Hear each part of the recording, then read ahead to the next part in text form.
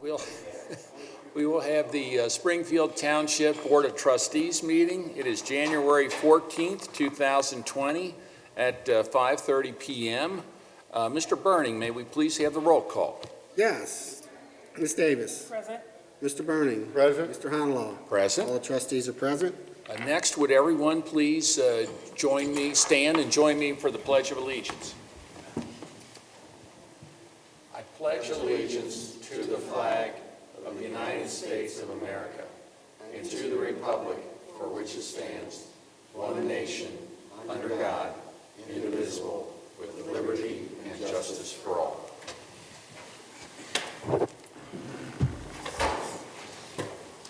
The first thing that we have on our agenda this evening is approval of minutes for a special meeting in zoning case ZC 2019-004 for the property at 8989 and 9007 Winton Road that occurred on December 9th, 2019.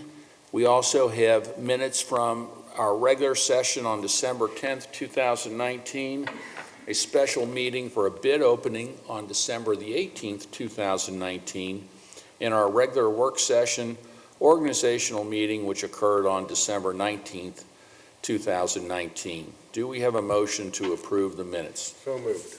Second. All those in favor? Aye. Next, Mr. Burning, do we have our fiscal officer financial report? Yes, we do, Mr. Honlaw. Because the financial department is still working on closing not only the month of December, but also all of 2019, exact figures for the month of December are not yet available. They'll be posted on the Township website as soon as they are available. But I do request a motion to approve the receipts, warrants, and payroll expenditures for the period ending December 13th, 2019. Do I have a motion? So moved. Seconded. All those in favor? Aye. Motion carries, and I just want everyone to know that all our financial information is available on our website 24/7 and in our offices during regular business hours. Thank you, Mr. Honlaw. Thank you, Mr. Burning. Next, turning the meeting over to our Township Administrator, Mr. Gilbert, for a departmental action and discussion items. Thank you, Mr. Honlaw. The first action item I have, and I'll let Laura jump in here as needed. As you remember, the county and the city went through a contentious period regarding the county water rates. And ultimately, I think after upwards of a year of negotiation, it has been resolved. As you know, the township entered into as a interested party into the lawsuit on behalf of basically the township. And at this time, since that contract has been settled, Ms. Abrams is asking for authorization to enter a entry of dismissal regarding our participation in the lawsuit, and that would allow us to then resolve it as far as Springfield Township is concerned. So I don't know if you want to add anything additionally. Springfield Township is a beneficiary to that contract. We're not a direct signatory, but obviously all of the townships benefit from those water rates as well, which is why we intervened in the lawsuit with 6 other jurisdictions back when it became clear that this was going to be a difficult case. There were some initial hearings. We did attend those. Ultimately, I think all parties realized it made sense to settle this, and the city and the county settled first, obviously, because they're the signatories. At that point, it's just left for the rest of the jurisdictions. I have been in contact with the law directors for all of the other townships, and we're all in agreement that it makes sense to go ahead and enter the dismissal on our front as well. I sent the board the agreement as the entry states. Basically, the rates will be continued and the contract will be continued until December 31st of 2069. So if there are things to resolve, with any luck, we'll be able to resolve them before 2069.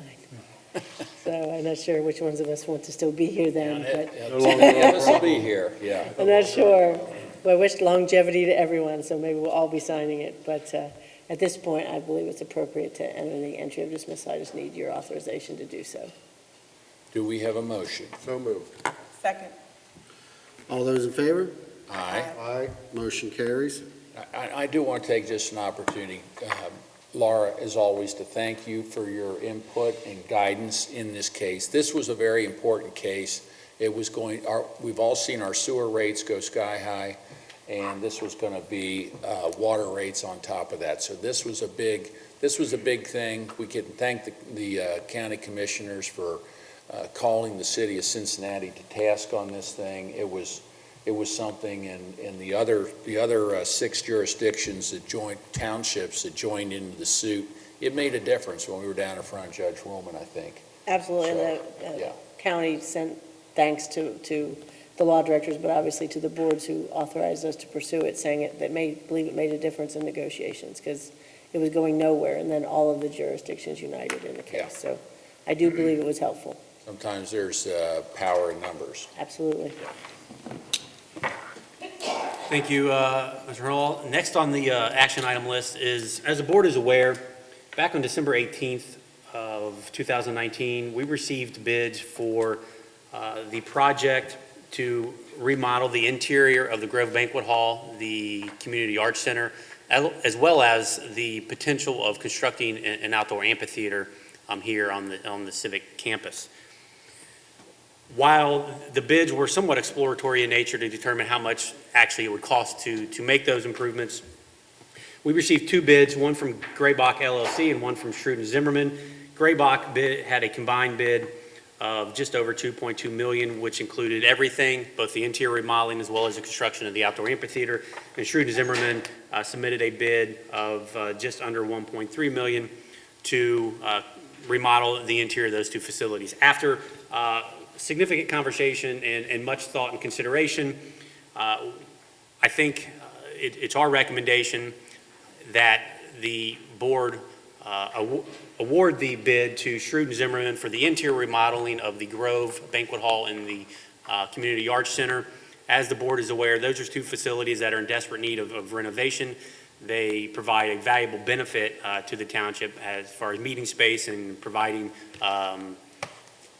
community services through Arts Connect and various other opportunities for residents to engage with each other in quality of life events. Beyond that, they are a significant source of revenue from the rentals that we receive from those 2 facilities, which in some years exceed $300,000 a year. So while the $1.299 million investment seems a lot, if you realize that those facilities bring in $250,000 to $300,000 a year in revenue, and substantially more now that they'll be more updated, we can start charging more for rentals, especially with the Grove Banquet Hall. So it is an investment that's going to provide a return over many, many years. So I would ask, with any additional conversation, that the board authorize and award the bid to Schrute and Zimmerman at $1,299,200 for the interior remodeling of the Grove Banquet Hall and the Community Arts Center. Do we have a motion? So moved. Seconded. All those in favor? Aye. Motion carries. I would just add, could we also include in that motion that we authorize the township administrator to execute that contract? Pending final legal review. Yeah. So moved. Second. All those in favor? Aye. Motion Thank you. carries. Thank you, Ms. Avery. Next on the agenda is to set the public hearing dates for the permissive motor vehicle license tax that the state authorized. That would be, the dates we're looking at, and the statute's sort of odd in where it requires these hearings to take place. So we are proposing that the first hearing take place February 11th at 5 p.m., and then the second hearing take place at February 19th at 5 p.m. in order to remain consistent and in compliance with what the statute requires. Does that work with everyone's schedule? Yes. Yes. It does with mine as well. Do we have a motion to set the 2 meetings at those times? So moved. Second. All those in favor? Aye. Motion carries. Thank you. Relatively brief personnel update. As we're aware, we did have the retirement of Gwen McFarland from trustee. Actually, I don't know if retirement's the right word, but she did not choose to run again. And we have Christy Davis as a new board member. So while they're technically not personnel, we do update them on the personnel update just to be consistent with past practice. So congratulations again. Thank you. Thank you. In the fire department, we did have the resignation of Patrick Clendenin, part-time EMT firefighter. His date of resignation was January 1st, 2020. And that is all I have for the personnel update. And before I turn it over to Kim for community events programs, I would like to let the board know that as we have in the past previous 5 or 6 years, we do have another Ohio Public Leaders Fellow from Miami University. And it's Austin Lorenzo. He's here in the audience tonight, sitting in front, being very studious. He's been with us this is his second week, and he's being indoctrinated into the day-to-day activities of Springfield Township. So I'm sure he'll have a lot of stories to share when he gets back to campus, and maybe to his professors as to why he's switching his major from public administration. I'm not sure. But in any event, Austin aspires to move on to law school after Miami, so we wish him luck, and he'll be, I guess, attending, what school in St. Louis are you going to, Austin? Washington University in St. Louis, starting in the fall. So we wish him luck. Now I'll turn it over to Kim for community events programs. Thank you. At this time of the year, we're normally getting ready for our daddy-daughter dance and mom prom, but with the pending renovations, those events are not being held. We have a lot of classes that are being offered in partnering facilities. So we are doing our Arts Connect classes at the YMCA, Wyoming Fine Arts Center, Wyoming Recreation Department, St. Vivian's, Ohio Living Land Fair, and at Faith Lutheran Church. So we have coordinated with those agencies to run classes. We do have one community event coming up on January the 31st, and we're bringing Playhouse in the Park.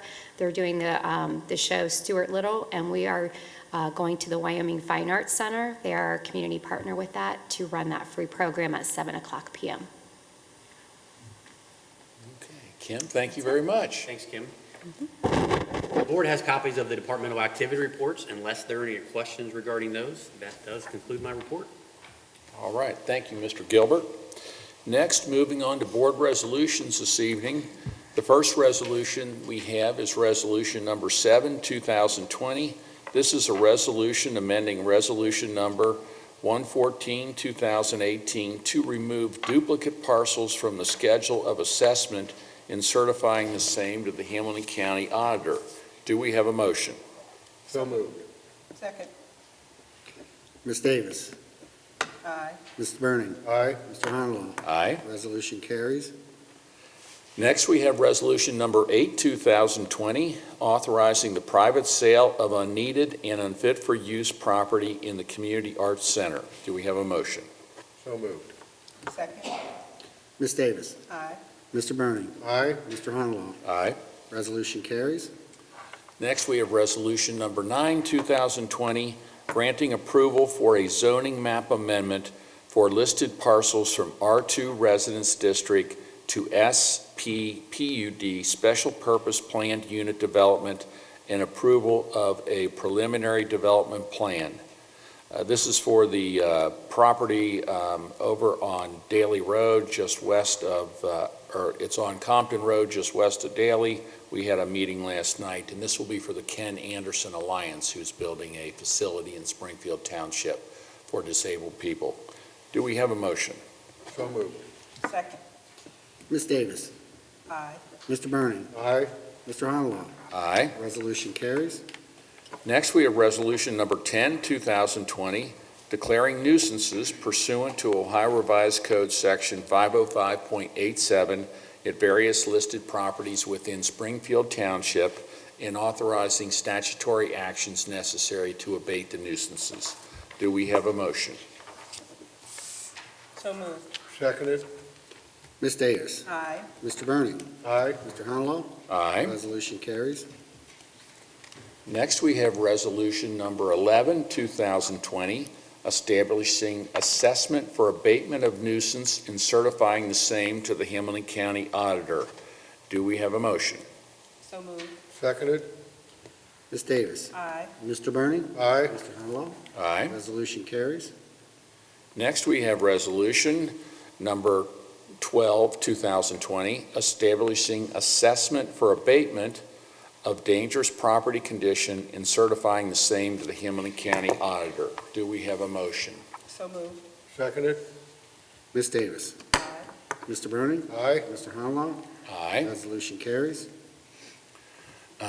Do we have any old business before the board this evening? Do we have any new business? In appearing that there is none, we're now to the citizens' participation part of the meeting. If there is anyone here that would like to address the board this evening, we would ask that you come up, state your name and address for the record. Is there anyone who would like to address the board? Robin Hendley, 6341 Ridgefield Drive. First, congratulations on your swearing in. I was late, but I was here before you said I do. I was just way in the back. Thank you so much. I take the bus to work, and there were 3 ambulances, and we got stuck at Knowlton's Corner, so there's not much I could do about it. Important thing tonight, as you know, and this may be a bit new for you, the Finneytown Civic Association has been in existence since 1981, not quite 40 years yet. As I understand it, we're the longest-running one in the township and probably the only active one left. When I moved here in 1991, there were 13 neighborhood associations, 9 were active, 1 charged dues and had money, and that was us. In the last 8 years, we've had the same executive committee board running the show, and we're tired. Most of us are getting ready to retire or have already retired. Our lives are going in different directions. And frankly, the township's been in good shape, so some of the reasons that we initially became in existence and continued to run were to act, frankly, as a watchdog and a liaison to the township. We have been involved in neighborhood patrols that's gone to various levels of activity and inactivity, snipe sign patrols, pulling down the wretched signs on the poles, attending the meetings, trying to be a information piece back to the community, things of that nature. We've had the longest running Meet the Candidates night in the county's history. We continued to do that last year, although we've had declining participation, possibly because people watch it online. It's filmed by other things. We no longer film with Waycross. We've had a scholarship fund where we've given anywhere from 2 to 4 scholarships a year to a deserving, community, active, interested high school student for college. We basically supported the township as volunteers and some to a more limited extent financially, most recently Winterfest, and we've done that now, I believe, the last 2 years. And we've tried to put the call out. We've marketed over 25,000 brochures just since I've been here. We've done at least 3 community-wide mailings to every zip code in the Finneytown and Springfield Township area. We're on social media. We've done that ever since Facebook hit the bricks. And we're still finding people saying, we don't know what you are and we didn't know you were here. I won't accept that. They haven't paid attention because I think we've probably been as active as what's reasonably possible for a group of volunteers, especially of our age group. I'm one of the youngest ones there, and I'm 64. What we've done in the last month or so is we're starting to investigate what do we have to do to disband as a 501c4, what do we do with our money, and what's the legal way to close it up, because if we're going to do this, we're going to do it right. That's being investigated right now. Dick Meyer and his wife Rhoda, to my knowledge, are the only living members of the original membership of the Finneytown Civic Association. They have recently moved and downsized into a smaller assisted living unit, and the history of the organization, which is in 2 filing cabinets, is now living in my basement. I happen to be the one that didn't say no quick enough, and Joe said, Robin can babysit it because she likes paper. So that's where we're at right now. We're going to meet March 14th, where it's an open meeting. Anyone in the community is willing to attend. Let me know about it. We're on social media. Just get your name there and how we can reach you. We haven't decided on a venue yet because it's going to depend on who shows up for the meeting. Hopefully at that meeting we'll know what we have to do to disband the articles, disconnect with the IRS, what we can and can't do with the remaining funds, and how to officially notify the membership and the dues-paying members right now exactly what we plan on doing. So I wanted to let you know what was going on. We'd like to see it go on. Personally, I'd like to stay involved as long as I'm either living here or alive. But we just can't carry the realm anymore. The 3 or 4 of us that have been carrying the ball, it's time to pass it on to someone with some new ideas and younger people. So if anyone here tonight hears it on the broadcast, trustees, staff, if any of you have any ideas, we welcome that. Please get a hold of us and let us know. What time is your meeting, Robin, on the 14th? We're going to meet on a Saturday. It's going to be March 14th at 9 a.m. We haven't decided where yet. A lot of the times I feed them. It's the board. But if there's 50 people going to show up, I can't handle that. My house isn't big enough. So it depends on, where we meet. It's going to depend on how many people we think are going to come. So you have my address. I'm probably crazy for doing it, but my cell phone is 513-608-2424. And Joe's is posted on the Facebook page for that. He's been open about that. He's also the community president now of the board over in Camp Washington, so he can also be reached at that office. So, thank you for your time. Thank you, Robin. Thank you very much. Is there anyone else who would like to address the board this evening? I would like to know what's the process, Could you state your name and Elisa R. Thompson, 2272 Dublin Drive. I need to know what's the process for investigating how to get rid of feral cats. I have a neighbor that has anywhere upwards of 6 to 15 cats that they're feeding. It's awful. It's awful. She's been told, her and her husband have been told that they can't feed them. I've been there 4 years and they're repeatedly feeding them. It's feces all in my yard, everywhere. I can't even go in my backyard. is this on Debke? I'm sorry? Did you say you're on Debke Drive? Dublin. Devlin, okay. And there was an instance several months ago where the police was involved, whereas the police witnessed her feeding these cats in upwards to, at that point, I think it was 7. I've given them all the videos that we have. I reached out to the SPCA. They're unable to do anything. They just would catch them, neuter them, spay them, and then release them back into the community. It's a nuisance, and the police actually suggested that I come to the meeting so that someone could look into how you guys could go about getting an ordinance together regarding feral cats. That's the same look he had. Yeah. That's the same look. I have a similar issue at my house. I have feral cats. I was told the exact same thing. Well, this is unique because she actually, I keep saying she because she's the primary. They've built a makeshift house for these cats. They're all under my shed. It's awful. Yeah, It's awful. I can empathize. I have similar problems. They drive my dogs crazy too, so I get just it. want something done. And the thing is, and Rob, correct me if I'm wrong, Laura, jump in here. From a township legal perspective, we have zero jurisdiction over that. There's really nothing that we can do other than contact the SPCA as well. I mean, unfortunately, I think the Ohio Department of Natural Resources, even at this point, pretty much considers feral cats no differently than a squirrel. And while that seems asinine to you and I, Absolutely. that unfortunately, I think is where the law stands right now, is that there really isn't anything that the township can do from a legislative standpoint, or frankly, from an enforcement standpoint, to do anything to prevent the issue that you're experiencing. The only thing we can do are talk to these people and explain to them that the issue that it's causing, but They're not going to be accepted. and from an enforcement standpoint, we don't have a legal leg to stand on, unfortunately. And that's just because state law doesn't give us the authority to do anything about it. Now, would the Humane Society trap them, then keep them? No, I think they do exactly what you say, whereas they spay and neuter them and they release them back. Because again, But they still poop and pee. well, undoubtedly, they treat them like, unfortunately, the law treats them like any other wild animal.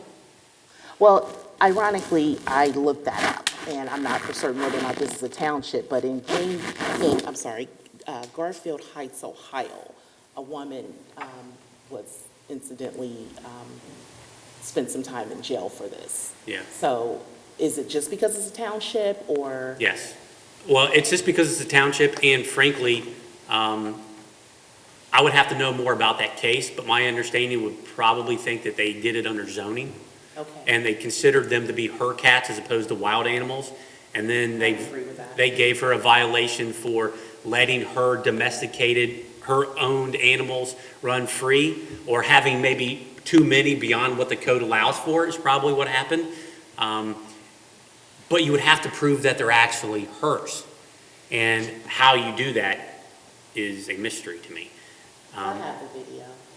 I understand that, but I mean, I guess my point is, Are they coming in and out of her house? If they're feeding them, aren't they considered theirs? I do mean, you feed squirrels? Are they No, yours? no, tree My rides. point. But so they're not considered hers, they feed them. No, not even if you No. feed them. Not even if you provide temporary shelter, No. because it's trying to do a nice thing to keep something alive. Yeah. Um, I'm not saying we don't empathize. I'm just trying to give you the realistic situation that, I was just recommended to come here because. Yeah. From a law enforcement officer, and because it's awful. It's. Yeah. It is. what we can do, we will follow up, Okay. and we will have a conversation with these people, whether they're receptive or not, Oh, absolutely not. we'll see. But What about Board of Health? Could there be, it's not in her house. It's not our I house, contacted them as well, and no, but it's in her yard. over 2 yards. Right, but you would think, I mean, my granddaughters have never been in my backyard to play, and that was one of the I reasons. mean, I have a similar issue with deer. I just put in $4,000 worth of landscaping, and the deer are using it as a salad bar. Yeah. So I understand, except that, and I have neighbors that feed deer. They're roaming because we invaded their habitat, not that someone physically has. I agree. invaded their habitat. I agree. Believe me, I understand.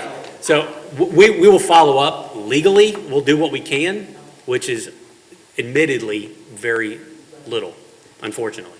Well, and I'll look at it again, because it's been a bit since we looked at it. If you give me your contact info, we can, Can we write down your number on here so we have it? well, you just have her ready to, Yeah, that'd be.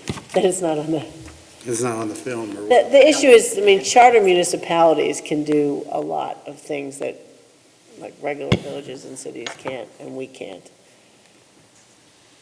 Mr. Garrett. We'll follow up. I own a piece of property within the city, and I've been dealing with that same problem for about 7 years. And what she is speaking of is a nuisance. I went to the SPCA, I went to the city of Cincinnati, I went to the police, I went to judges. There's nothing on the books. Nothing on the books. If the people don't want to stop feeding, first of all, that's the problem. The food is out there, and as long as they're being fed, they're gonna come back. So, what can we do? Because whatever you decide to do for her, I want to know so I can use it for my property that I got here in the city. So I would hope that somebody can do some kind of act so that this can be remedied. This is the problem. When that rain hits that ground, there's an unbearable scent that comes up that you cannot get rid of. Okay? At least do something to help us out. Okay? And I didn't come here for that, but I'm glad she put it on the floor. I can talk about it from personal experience. It's a nuisance, really. And it's hard for me to keep a tenant in that house, but I've got somebody in there that don't mind. They got a dog, and the dog will work for them. So, Well, the thing about township government is we're a limited government, we're a statutory government, we only have the powers that the state gives us. One of the things that I am thinking is we have a Ohio Township Association meeting coming up in a few weeks, later this month in Columbus. I know some of my board members are going to be attending that meeting, and it might be something that we need to bring up with other elected officials at the township level and possibly there could be something done through the legislature to, get a representative to sponsor a bill to see if there's some way to address this, because they're different than a squirrel, or, I Yeah. believe, I understand that. That's Yeah. just, the law treats them the same as my. I know, but maybe it's time that there is some legislation to address the problem. So that's something that I think we could certainly, I don't know that we have the solution, unfortunately, for you, but it's something we can bring up at the state level and see if I'm sure we're not the only jurisdiction in Ohio that's got this problem. So, well, thank you. Is there anyone else that would like to address the board this evening? It appears that we do not have any other takers. Do we have a motion to adjourn the meeting? So moved. Seconded. All those in favor? Aye. Meeting's adjourned. I want to thank everyone for coming this evening, and we'll see you back here. Our next regular meeting is February 11th, 2020.